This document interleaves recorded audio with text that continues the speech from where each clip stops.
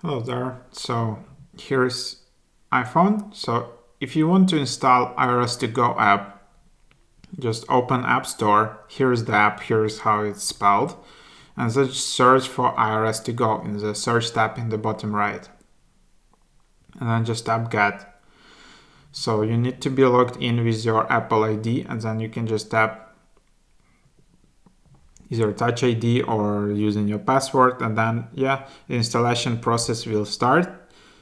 And then so in this irs2go app, you can get access to some tools, features which usually you can get access on their website, irs2go.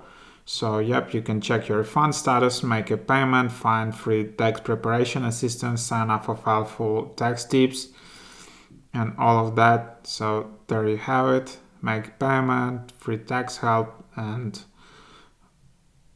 there is also security access. So there you just downloaded it.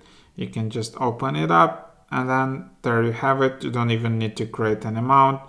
You just enter your SSN. You can see your payments. You can see your free tax help, and then you can just contact IRS support. You can you can call them. You can go to phone numbers, and then there is security. So hope that was helpful.